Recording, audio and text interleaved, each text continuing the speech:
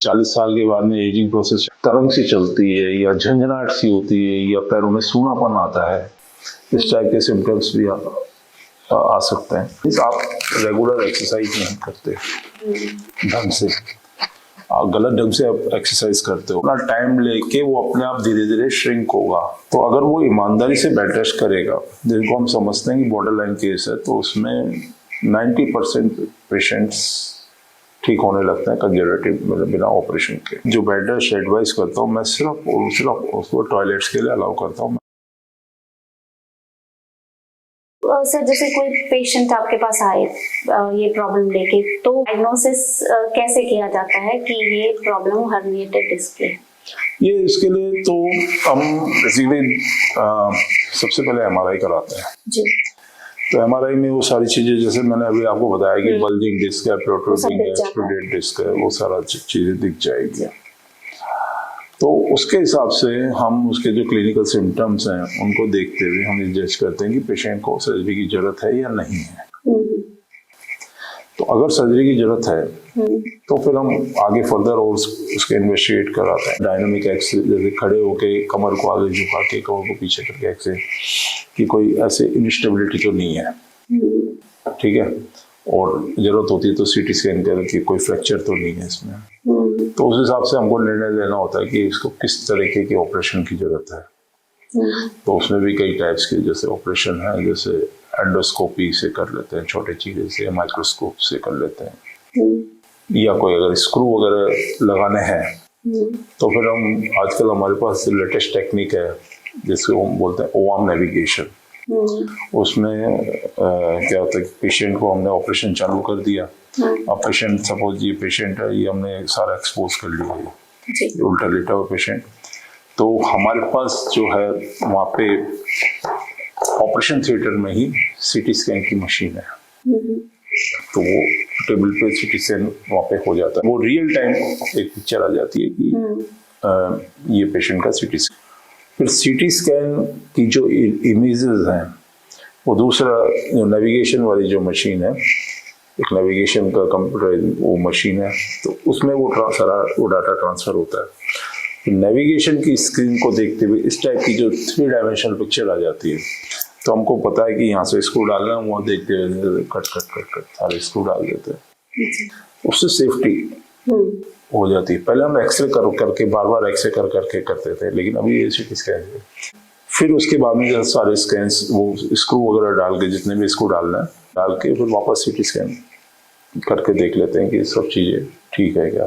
अगर सेटिस्फैक्ट्री है तो बंद कर देते हैं, नहीं है तो उसको कुछ करेक्ट करना है तो फिर वापस वो करके फिर तीसरी बार वापस सीटी स्कैन करके देख लेते हैं। ये हमारे यहाँ लेटेस्ट ये फैसिलिटी आई है, तो उसके हिसाब से हम जो सेफ सर्जरी हो जाती है। तो जैसे एक बात मुझे ध्यान आई, लोग कहते हैं कई बार कि एलोपैथी में जो हर्निएटेड डिस्क है, इसका जो सॉल्यूशन है उनके पास में सिर्फ सर्जरी है। मेरे साथ के लोग ऐसा बोल रहे थे, होम्योपैथी के डॉक्टर बोलते हैं कि हम तो इसको गला देते हैं और एलोपैथी वाले हमेशा सर्जरी करते हैं। तो ये बात कहाँ तक सही है कि एलोपैथी में क्या हमेशा सर्जरी की जाती है? नहीं मैडम, मैंने आपको जैसे बताया इसकी बेसिक चीज है, मैंने आपको बताया फाइब्रस, एनुलस फाइब्रस है, उसमें जेल टाइप मटेरियल है, यहाँ से टीयर हुआ तो कितनी क्वांटिटी जेल की निकली है उस पर डिपेंड करता है कि इसका फर्दर ट्रीटमेंट क्या होना चाहिए। दूसरी चीज, उस नस पे कितना दबाव हुआ, कितने सिम्टम आ रहे हैं, कितना पेन है उसको, या कितनी सुनापन आ गया है, कितनी कमजोरी आ गई, ये सब चीजें कंसीडर करते हुए हम कोई ऑपरेशन का डिसीजन ले लेते हैं। चीज नंबर 1, जो आप गलाने वाली बात कर रहे हैं, इसको एक बहुत सिंपल से एग्जाम्पल मैं आपको दूंगा। आप में टूथपेस्ट यूज करते हैं जी।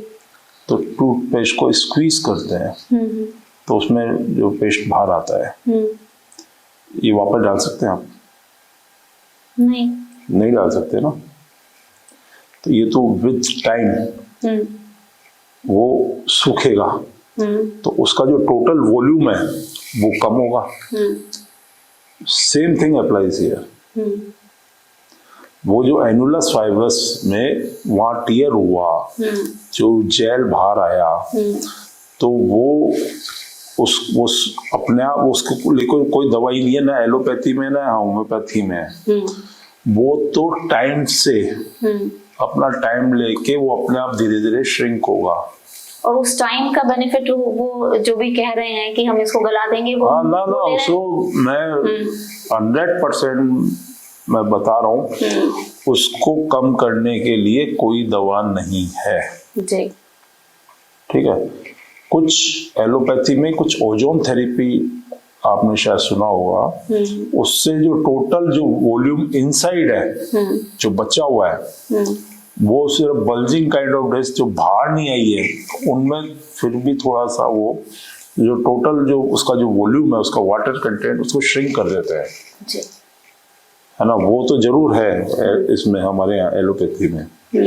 बाकी ना हो एलोपैथी में, ना आयुर्वेद में, ना होम्योपैथी में ऐसी कोई चीज नहीं है जो बाहर आ चुकी है उसको गला दे, उसका वॉल्यूम कम कर दे। वो तो नेचुरल तरीके से जो टाइम लगेगा वो लगेगा। जितना सा मेरे को नॉलेज है जी। और क्योंकि इसके पीछे कारण क्या है ये चीज मैं जानता हूँ जी। तो ये मैंने आपको बता दिया। वो जो अपने टाइम लेके वो अपने आप सूखेगा, वो आज इतना बड़ा और छोटा होता जाएगा। आई थिंक यही सब चीजें। बाकी मैं एलोपैथी में तो मैं जो मेरा सब्जेक्ट है तो सर उसमें तो ऐसी कोई दवा आप लोग जैसे बोल रहे हैं कि इसमें कुछ ऐसा भी आपके जैसे ऐसा होता है क्या कि जब ये डिस्क की प्रॉब्लम आई तो आपने कहा कि हम हमेशा सर्जरी नहीं बताते, तो बिना सर्जरी के कितने समय में वो पेशेंट का पेन ठीक हो जाता है? वो सब डिपेंड करता है। हम इनिशियली उसको 2 से 3 हफ्ते का टाइम देते हैं और फिर क्योंकि पेन एक ऐसी चीज है जो कि एज ए डॉक्टर मैं नहीं देख सकता कि पेशेंट को कितना हो रहा है। ठीक है, पेशेंट ही बताएगा कि अगर उसको आराम है तो हम ऐसे बोलते हैं, मैं लिख देता हूँ बॉर्डर लाइन। हमने कंजर्वेटिव ट्रायल दिया 2 से 3 हफ्ते का, उसको स्ट्रिक्ट बेड रेस्ट का ट्रायल दे दिया।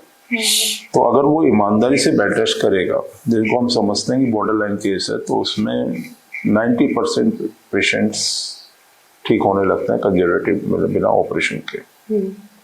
तो उसका हम कुछ मरीजों का फिर बेड रेस्ट और बढ़ा देते हैं। ठीक है ना। लेकिन प्रोवाइडेड कि उसको कोई सूनापन नहीं आए या कोई कमजोरी नहीं हो। अगर सूनापन या कमजोरी है तो फिर तो हम ऑपरेशन एडवाइस करते हैं। बट ये इम्पोर्टेंट बात है कि 90% केसेस में सर्जरी की जरूरत नहीं रहती। बिल्कुल, लेकिन अगर वो ईमानदारी से, क्योंकि मैं पर्टिकुलरली मैं तो जो बेड रेस्ट एडवाइस करता हूँ, मैं सिर्फ उसको टॉयलेट्स के लिए अलाउ करता हूँ। मैं उसको ये एडवाइस करता हूँ कि भैया खाना पीना भी लेटे लेटे खाओ। ठीक है ना। क्योंकि मैंने बताया ना बेसिक चीज क्या है इसके पीछे, हमारा जो वेट ट्रांसमिशन है। अभी जैसे मैं बैठा हूँ, आप बैठे हैं, तो आपका बॉडी का वेट ट्रांसफर आपके स्पाइन पे आ रहा है सीधा।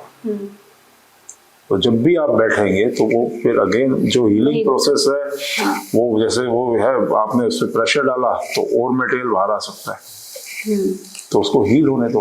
तो सर फिर सर्जरी के ऑप्शन पे शायद हम बात थोड़ा सा डिटेल में जानना चाहेंगे कि किस किस ऑप्शन से सर्जरी की जाती है। देखिए वो सब डिपेंड करता है कि आपका कितना लेवल इन्वॉल्व है, फेसियल जॉइंट्स का क्या स्टेटस है। ठीक है ना। इसकी टेक्निक्स होंगी सर, थोड़ा उनके बारे में थोड़ा सा बताइए। हाँ, उसकी टेक्निक जैसे ये है कि आजकल पहले के जमाने में तो डिस्क ऑपरेशन करते थे तो ये पूरी की पूरी ऐसे बोन काट देते थे पीछे की, ये पीछे का हिस्सा है, ये आगे का हिस्सा है, यहाँ से काट के फिर यहाँ पे पहुंच के डिस्क निकाल देते हैं। आजकल छोटे छोटे चीरे लगा के यहाँ से हम एंडोस्कोप डालते हैं और इतनी सी बोन काटते हैं। ठीक है, और फिर यहाँ से घुस के फिर इधर से डिस्क निकाल देते हैं। तो जिनको बोलते हैं माइक्रोस्कोपिक डिस्क सर्जरी या एंडोस्कोपिक डिस्क सर्जरी। और दूसरा मैंने आपको बताया कि अगर मल्टीपल लेवल इन्वॉल्व है तो मल्टीपल लेवल पे ये सब चीजें करनी पड़ती है। चीरे की जो साइज है वो बढ़ जाती है, लेकिन अंदर बोनी वर्क है ना, हम स्टेबिलिटी इतनी खराब नहीं होती उससे। और जहाँ भी हमको लगता है कि नहीं इनके जो जॉइंट्स है काफी खराब हो चुके हैं, तो फिर हम स्क्रू वगैरह जो मैंने आपको बताया इम्प्लांट यूज करते हैं, जो ओआर्म नेविगेशन से। तो सर ये जो दोनों टाइप के हैं, एक तो माइक्रोस्कोपिक तरीके से हो रही है और एक थोड़ा जिसमें ज्यादा प्रोसीजर है, तो इनमें सर वो पेशेंट का रिकवरी टाइम फिर कितना रहता है? दोनों में? देखिए सच चाहे आप चीरा इतना लगाओ चाहे इतना लगाओ, हीलिंग सेम टाइम में होनी है, ठीक है ना। और जो हॉस्पिटल स्टे की जो आप मतलब बेसिकली वही जानना चाहते हैं, आमतौर पे हम कोई भी सर्जरी करें 2 से 3 दिन में पेशेंट को डिस्चार्ज कर देते हैं।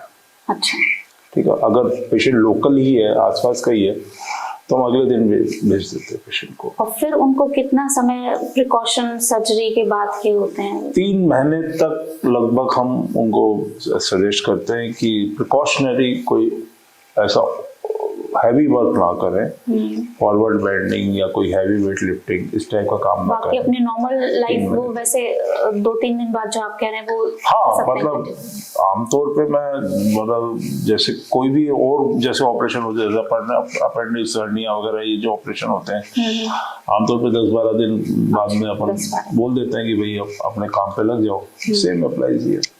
लगता है ऐसे है क्योंकि बॉडी का पूरा वेट स्पाइन लेती है, तो लगता है कि ज्यादा बहुत लंबा समय लगता होगा। पहले आप सही कह रहे हैं, पहले वाले जो पुराने टाइम पे लोग बहुत ज्यादा डरते थे। वो उनका डरना भी लाजमी था, क्योंकि उस समय ऐसी टेक्निक्स भी नहीं थी। जब MRI नहीं थी तो आप एक्सरे के बेसिस पे आप ऑपरेशन करते थे।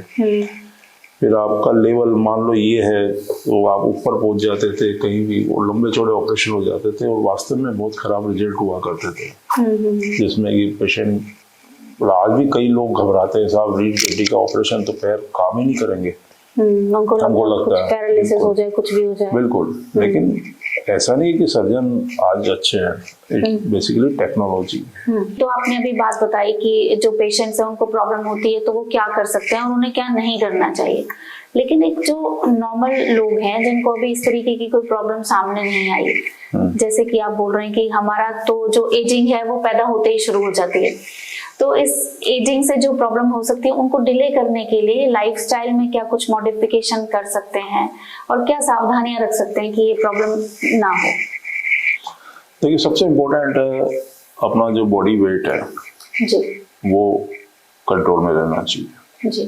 तो वो आप कंट्रोल में कैसे करेंगे? आप रेगुलर एक्सरसाइज करेंगे तो डेफिनेटली आपकी जो मसल्स हैं वो स्ट्रांग रहेंगी, तो रीढ़ की हड्डी पे प्रेशर, डायरेक्ट उन जॉइंट्स पे प्रेशर कम आएगा, तो कम घिसेंगे। ठीक है, सबसे इम्पोर्टेंट चीज यही है। और मान लो अगर इन केस की आपको ऐसी प्रॉब्लम हो जाती है तो जस्ट डोंट इग्नोर, आपको बिल्कुल भी इग्नोर नहीं करना चाहिए, आपको प्रॉपर ट्रीटमेंट करवाना चाहिए प्रॉपर डॉक्टर के पास। ये नहीं कि आप जाकर गए पहलवान के पास, पहलवानों के पास सर, वो भी मैंने सुना कि वो कुछ एडजस्टमेंट कुछ चलता रहता है आजकल। लोग पता नहीं क्या क्या करते हैं, हथौड़े मारते हैं, पता नहीं, मैंने भी कुछ देखे वीडियोस की, मतलब हॉरिबल होता है वो, और आते हैं कई हमारे पास, उसके बाद जो नुकसान होता है वो लेकर के फिर वो आते हैं। आ गए साहब, शर्माते बोलते हैं, साहब हम वहाँ चले गए थे फलाना पहलवान जी के पास, उन्होंने रगड़ दिया, अब ये हालत हो गई, अब ये पैर काम करना बंद हो गया, अब आप ही करो। Thank you so much sir, आपने हमें अपने जो समय है उसमें से इतना ज्यादा समय निकाल करके इतनी वैल्यूएबल जानकारी दी, और जो स्पाइन से रिलेटेड जो हमारे बहुत सारे कंफ्यूजन्स थे उनको दूर किया, और आई एम श्योर इससे हमारे व्यूअर्स को भी इस जानकारी से बहुत फायदा हुआ होगा। आपका एक बार फिर से बहुत बहुत धन्यवाद। Thank you. आज हमने बात की हर्निएटेड डिस्क पर senior neurosurgeon doctor Pankaj Gupta sir से। अगर आपको हमारा प्रयास अच्छा लगा तो वीडियो को जरूर लाइक कीजिएगा, और अगर आपको लगता है कि ये जानकारी आपके फ्रेंड्स, फैमिली मेंबर्स और कलीग्स के लिए इंपॉर्टेंट हो सकती है तो आप इसे शेयर भी कर सकते हैं। हेल्थ से जुड़ी जानकारी में अगर आपका इंटरेस्ट है तो आप हमारे चैनल को सब्सक्राइब भी कर सकते हैं, ताकि आगे आने वाले सभी वीडियोस तक आप पहुंच सकें। आपसे फिर मुलाकात होगी, तब तक हंसते रहिए, मुस्कुराते रहिए और सेहत से जुड़ी बातें करते रहिए। नमस्कार।